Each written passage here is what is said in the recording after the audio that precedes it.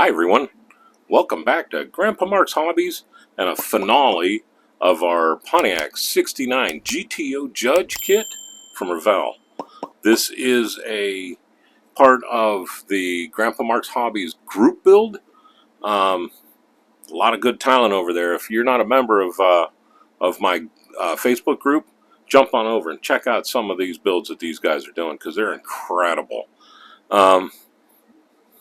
I'm happy with what I got going on here, and the guys over there have really pushed me to kind of up my game a little bit, and I appreciate that.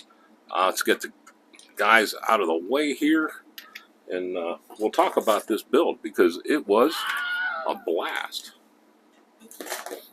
First off, this is a mix of Tamiya's Orange, the X6, and I can't tell you right now the exact drops, but it's in one of my build updates. I think it's like 32 drops of the red to get this color, and the way I got it is I kept doing it and testing it and doing it and testing it until I got the color I liked. I talked about putting this on at the very beginning, my spoiler, and I tell you what, if I would have done that, I would have had one heck of a time getting this thing painted because this spoiler is so tight across here and across underneath here that just the angles I would have been doing, and it just would have been a pain in the behind. So I left it off, and this is just glued down with my, and everybody's asking there, my gloss luster Mod Podge. And just really light. It doesn't take a whole lot to glue that stuff down. Let's flip it over on its side here. The rims, and I got pictures at the end here of these rims. I am so happy I did what I did. I stripped those rims in LA Awesome and then washed them in soapy hot water with Dawn and then rinsed them twice with hot water. And then I painted them the next day with chrome silver, and then came in with the German gray and painted all the insides. Then I came back and I hit this with clear red. I like the clear red over the black ones. I think it looks better with, it just gives it more highlight. And then I came back after that, really after I had these on the car and done, I looked and I was like, ah, geez, I forgot to paint the lug nuts for the fourth time.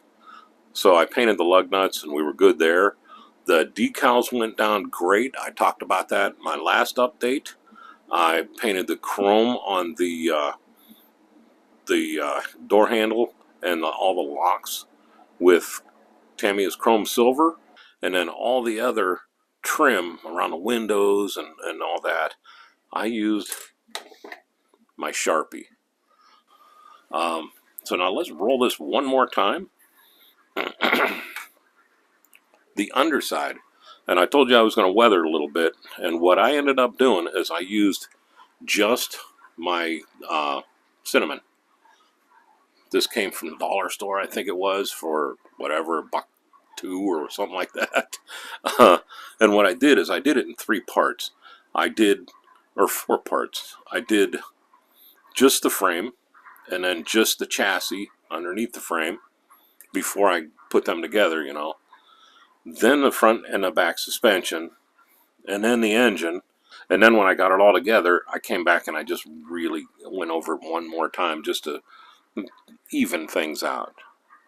Got them in the wheel wells and got them everywhere else, you know, everywhere it needs done. And then I highlighted my emergency brake lines. I did, and I know you're not going to be able to see it because it's on the underside of this rear end. I did run the brake lines there. I even ran a little rubber, used rubber black for the flexible part, and a little bit of Tamiya's gold leaf to make it look like the brass fittings. And then put everything together and it disappeared. But you know what? Like I always say, I know it's there, so I'm happy with that. My exhaust, I used both my Weathermaster C and D.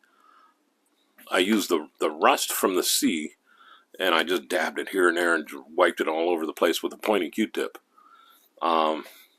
Went a little bit heavy on the mufflers, the sides, and everything, the clamps and all that, and worked it back.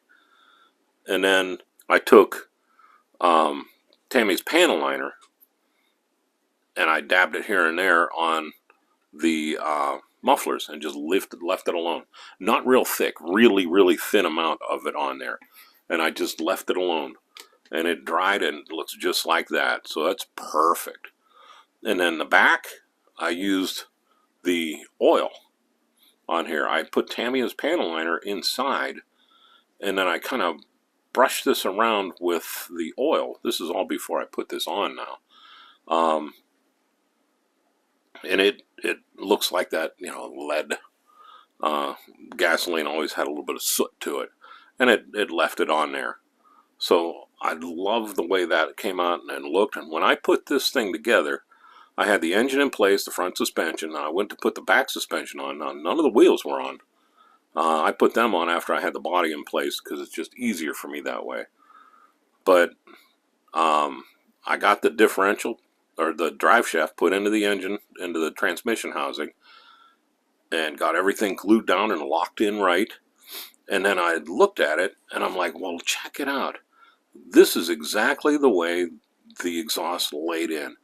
They literally fit that thing perfect. I've never had that happen before, but they fit in there perfect. Let me pull you down in here. They lined right up with the exhaust manifolds. So what I did is I just lifted them up, put a little dab of super glue in there, and let them go back down and glued them in place. It's like the easiest thing I've ever had to do. Usually I have a pain with that. Remember, I did add my fuel fill on this. The straps got painted metallic gray, which is XF56.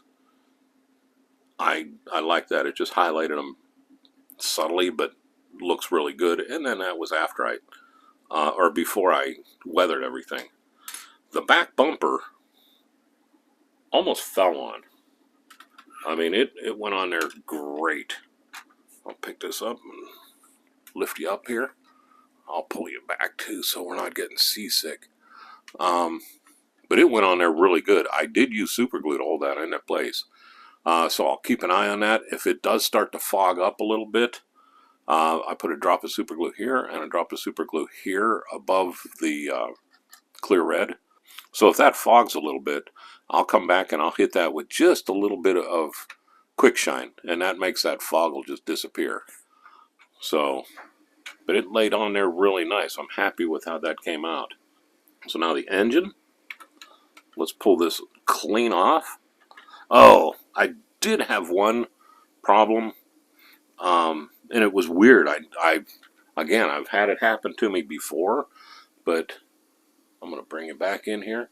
But only once, and that was with really old decals. So I don't know what happened here, but if you noticed, the Ram Air 4 is white and not the black like I wanted to have it. And the reason is because when I took the first one, I'm glad it was the first one too, and I put it in the water, it turned into like glitter. It just dissolved. So there was something wrong with that one. And that was after I had all the other decals down. So I was like, oh, geez. And I'm thinking, okay, well, I'll drop the white, because a lot of pictures I've seen, and even in the box art, it's white, the white Ram Air. And fortunately, those went down really nice. But that's why they're the white and not the black, because I did want the black in there. Now the engine, I did a bunch in here. I used my 0.3 millimeter solder to do all my plugs. I painted them lemon yellow, the Tamiya's yellow, because I wanted Excel wires. And this thing didn't have a coil. So I went in the parts box, and sure enough, I found a coil. And I think it's off of one of my Mopars that I built a long time ago. And I painted that Excel yellow, put a little black on the top, painted the strap chrome silver, and it looks really good in there. So that got dropped in, and no, I did not break the drive shaft stem. I'm proud of myself for that. um, we'll do an engine walk around here real quick. It won't take long. The master cylinder, I drilled in the front, and I took some of that AG32 magnet wire I have, put it in there, folded it over, and bent it around the back, and just put a little tiny drop of super glue right here to hold it in place. I couldn't wrap it around the backside because this fits flush onto the firewall. So I just left it flat there. It's not perfect, but I think it looks pretty darn good. My battery, check this battery. I'm going to pick this thing back up and bring it right up to you. Check that battery out. That Delco is just brush painted. It was raised up enough to where I was able to get away with it. The black wire goes up towards the firewall over here and goes onto the frame. The red comes down underneath and goes over to the starter. The caps, I painted them chrome silver, just a dot of chrome silver all the way on them. Let that dry for, geez, I forgot about it, maybe a week. And then I came back with the gloss red, the X7, and just touched the top of them with that. And the reason why I did that is because if you just take the red and put it on the black, it disappears. It doesn't really jump out at you. But if you put it on with the chrome silver, it brightens it up so you can see it real sharp like that. Just something an old guy showed me a long time ago. So, and I'm still doing it. I did remember to paint the alternator bracket. The heater hose went in no problem. I told you I added a dipstick to this side. I had to drill into the exhaust manifold. It doesn't go all the way through, but it's in there. And that's just, I drilled a hole in there to just give it some place where I could glue it on, because there was no place for it. So the heater hose is my 0.8 millimeter solder. Come off this side and run over to the top. This one comes off the back and runs around. The PCV line goes up and ties into the bottom of the air cleaner. This side on the air cleaner, I did put the heater vent for those cold days in northeast Ohio, where it'll pull the warm air up off of the exhaust manifold and bring it in. And what I used for that is a piece of Romex that I stripped one of the wires out of, and then I stripped the insulation off the wire and just bent it in there, painted it with my rubber black, and said that's close enough for me. It'd take a while to get that bend to where it looked good, because it's a straight 90 bend right here, and then it comes out and kind of just swoops down on there from the pictures that I got. So I'm happy with that. The firewall looks good enough with the that windshield washer motor and the little wire thing up on top here. I can never remember the name of the darn thing. The front I painted with my accent black, real black. They don't make this anymore. I've looked for it, but they do make, the Folk Art makes a black, and it's a matte black is what it is. It dries really flat. So I put that on the front and the back of the firewall here and cut it in as best as I could, because this orange comes down pretty far into the firewall and up. There's no black there. But after I did that, I hit it with one coat of Quick Shine, and it matched that up to the semi-gloss black that I painted over here perfectly. So I couldn't be any happier with that either. Like everything else on here, it just went right. The radiator cap, and you know what? I'm going to do it right now, because I've looked at it like umpteen times saying I have to do that, I have to do that. But I need to put that little dot in the middle. There. Now I'll be able to sleep. Oh, Jesus God. Oh, there. I'll be able to sleep tonight. Oh, my goodness. The front end went on there. I'll pull you back out now so it doesn't look like this thing's going to drive through your TV. The front end went on without a hitch, no problems. The decals laid in nice. I just used Tamiya's panel liner to highlight the open grill part. The bottom, I used that flat black, left it the flat black just to hide it, and then I hit this with a Sharpie. The turn signals I did with chrome silver, and then I put a little bit of Mod Podge on them, and I might end up coming back and doing another shot of Mod Podge because it really didn't look like the lens whatsoever here yet. But other than that, it went on pretty darn good. The back, again, clear red, and then the white, like I always do, that's flat white. And then after it dried for, it was probably 2 days, I hit it with the black Tamiya's panel liner. Real quick, as soon as I hit it with a Q-tip to pull it as much back off of as I can. But that flat will suck that panel liner in. And then I let that dry overnight, and I came back and I hit it with Quick Shine, just to give it that glossy lens look. And I like how that works out for me. It really does good. I don't have a license plate yet because I've been struggling with coming up with an idea. And if you guys leave me a couple of comments of a good license plate for the Judge. I was coming up with all kinds, Judge Me, and all kinds of just dumb ones.